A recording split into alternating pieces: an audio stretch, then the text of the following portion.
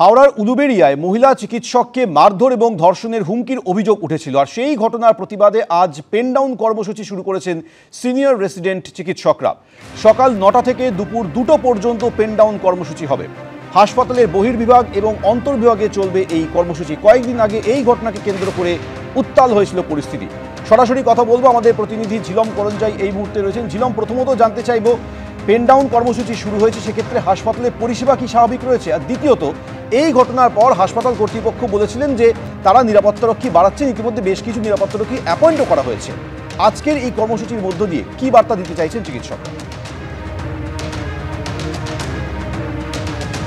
একদম senior resident তাদের পক্ষ থেকে এই ডাক দেওয়া হয়েছে পেন ডাউনের, এই 5 ঘন্টার পেন ডাউন 9টা থেকে দুপুর 2টো অবধি, অর্থাৎ এই যে আউটডোর টাইম। আমরা সেই কারণে আউটডোরের ঠিক সামনেই রয়েছি। শরৎচন্দ্র চট্টোপাধ্যায় মেডিকেল কলেজের যে আউটডোরের সামনে আমরা দেখতে পাচ্ছি এখানে টিকিট কাউন্টারে ইতিমধ্যে টিকিট কাটার যে কাজ প্রক্রিয়া অনেক রোগীর পরিজন তারা সম্পূর্ণ করেছেন এবং তারপরে তারা এই যে আউটডোরের ভেতরে অবশ্যই গিয়েছেন। আমরা যেটা তথ্য খবর পাচ্ছি যে সিনিয়র ডাক্তাররা ইতিমধ্যে আসা শুরু করেছেন এবং যারা ইন্টার্ন আছেন তারাও আছেন। সিনিয়র রেসিডেন্টদের একাংশ সকালবেলা যারা জেনারেল ডিউটি এবং ইমার্জেন্সিতে ছিলেন তারা অবশ্যই রাউন্ড কমপ্লিট করছেন, তবে তাদের বক্তব্য যে যাতে জরুরি পরিষেবা ব্যাহত না হয় তার দিকে তারা নজর রাখছেন। অন্যদিকে হাসপাতালের তরফ থেকে যেটা বলা হচ্ছে যে তারা আবেদন করেছিলেন যাতে সিনিয়র রেসিডেন্টরা এই পেন ডাউন কর্মসূচি না করেন। পেন ডাউন কর্মসূচি এক প্রকার তাদের কর্মবিরতি, যদিও সেটা না প্রকাশ্যে তারা বলছেন না, তারা বলছেন পেন ডাউন। এবং এই পেন ডাউন কর্মসূচির অংশ হিসেবে আর কিছুক্ষণ পরে তার প্রিন্সিপাল অফিসের সামনে বিক্ষোভ দেখাতে আসবেন। অন্যদিকে তোমাকে জানিয়ে রাখবো যে হাসপাতালের তরফ থেকে পরিষেবা যাতে স্বাভাবিক থাকে তার জন্য সিনিয়র রেসিডেন্ট যদি না আসে সেক্ষেত্রে যারা ডিপার্টমেন্টাল সিনিয়র ডাক্তার রয়েছে, ইন্টার্ন রয়েছে, তাদেরকে দিয়ে পরিষেবা স্বাভাবিক রাখার একটা প্রস্তুতি করা হয়েছে। এবং একই সঙ্গে তোমাকে এটাও জানিয়ে রাখবো, এই যে ঘটনার প্রতিবাদে এই পেন ডাউন কর্মসূচি হচ্ছে তাতে যে 3 জন গ্রেপ্তার হয়েছে সেই 3 জনকে আজকে কোর্টে প্রোডাকশন করা হবে। 3 জন গ্রেপ্তার হয়েছিল। আমরা জানি এখানে কর্তব্যরত অবস্থায় মহিলা সিনিয়র রেসিডেন্টকে নিগ্রহ করা, ধর্ষণের হুমকি দেওয়া, এই সমস্ত অভিযোগে সেই 3 জনের পুলিশ কাস্টাডি আজকে শেষ হচ্ছে এবং তাদেরকে কোর্টে প্রোডাকশন করা হবে। পরবর্তীকালে কি দাঁড়ায় সেই পরিস্থিতি এখন সেটাই দেখার। ঝিলম, ধন্যবাদ। গত বুধবার এসএসকেএম হাসপাতালের ওপিডিতে ডাক্তার দেখাতে এসেছিল নাবালিকা। ট্রমা কেয়ারে শৌচাগারে তাকে যৌন নিগ্রহ করা হয় বলে অভিযোগ। এরপর ধাপা এলাকা থেকে অভিযুক্ত অমিত মল্লিককে গ্রেফতার করে পুলিশ। পুলিশ সূত্রে খবর, অভিযুক্ত অমিত মল্লিক এনআরএস হাসপাতালের নিরাপত্তারক্ষী হিসেবে কর্মরত। আগে তিনি শম্ভুনাথ পণ্ডিত হাসপাতালের অস্থায়ী কর্মী হিসেবে কাজ করতেন। এখনও সেই ইউনিফর্ম রয়েছে অভিযুক্তর কাছে।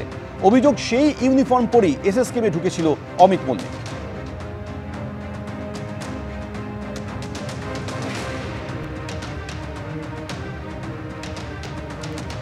পশ্চিমবঙ্গে আমাদের যত রেপিস্ট আছেন, যত ক্রাইম মোমেন্ট তাই সেই সব ক্রিমিনালদের কিন্তু সাজার হার 100 জনে 3 জন, 97 জন ঘুরে বেড়ায়, তাদের শাস্তি হয় না।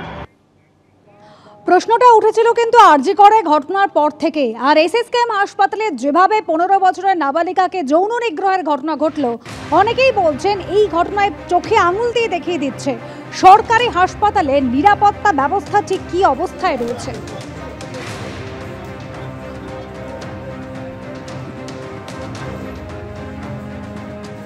কোনো মেয়ের আজকে স্বাধীনভাবে চলাফেরার কোনো অধিকার থাকবে না?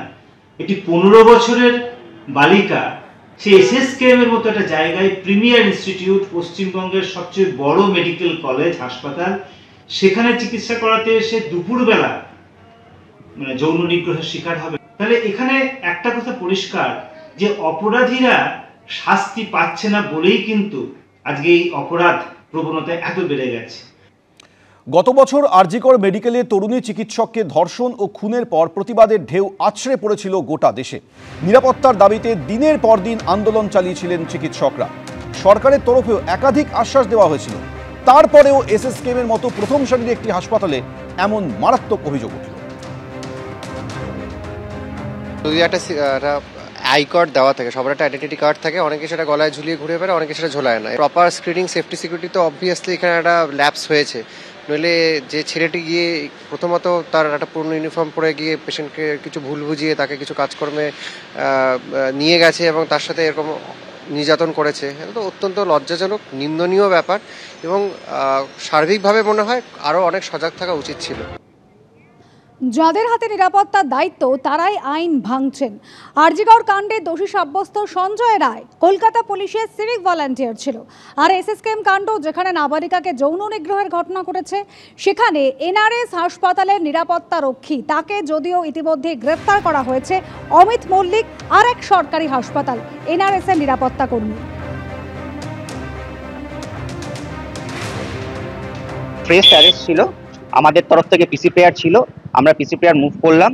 ডিফেন্সও তারা বলেছে যেহেতু কালকে প্ল্যানেট পোর্ট ওখানে খুলছে, তো উনি একদিনের পিসি আমাদের অ্যালাউ করেছেন, কালকে ওখানে প্রোডাকশন হবে, তারপর ওখান থেকে আবার ফার্দার পিসি বা থার্ড চাকরি। ভিকটিমের 164 জবানবন্দির কিছু আমরা আজকে প্রেয়ার করেছি তার জবানবন্দি রেকর্ড করবার জন্য, সেটা সাহেব অ্যালাউ করেছেন। এবার ওটা একটা ডেট ঠিক হবে, সেই দিন ওনার স্টেটমেন্ট রেকর্ড হবে। মণিপুর থানা অ্যারেস্ট করে ওনাকে প্রোডাকশন দিয়েছিলেন কোর্টে। প্ল্যানেট কোর্ট আজের হিয়ারিং এর পরে একদিনের পিসি দিয়েছেন, কালকে কনসাল্ট করে ওনাকে প্রোডাকশন করবেন। 65(1) বিএনএস এবং পক্সো 4 ধারায় মামলাটা হয়েছে।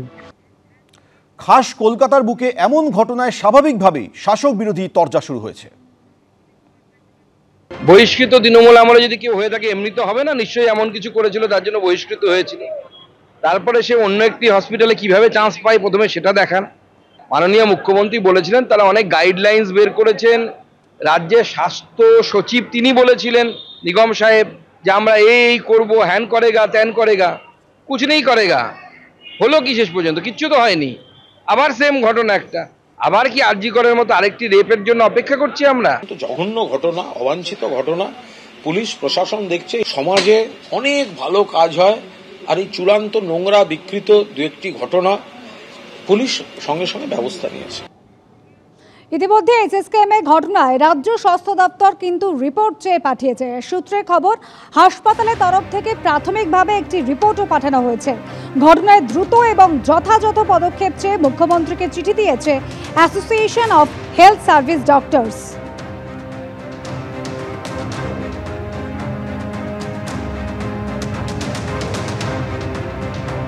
এসএসকেএম নাবালিকাকে যৌন নিগ্রহের অভিযোগের ঘটনায় ইতিমধ্যেই ভবানীপুর থানার পুলিশ অভিযুক্ত অমিত মল্লিককে গ্রেফতার করেছে। গতকাল রাতে হাসপাতালে যান পুলিশ কমিশনার। এসএসকেএম হাসপাতালের ট্রমা কেয়ারে যান সিপি মনোজ ভার্মা। নিরাপত্তা ব্যবস্থা খতিয়ে দেখেছেন বলে হাসপাতাল সূত্রে খবর।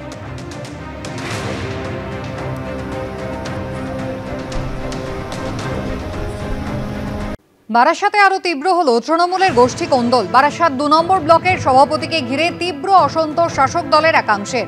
ব্লক সভাপতি পদ থেকে মনিরুল ইসলামের নাম না সরালে গণ ইস্তফার হুঁশিয়ারি দেওয়া হলো।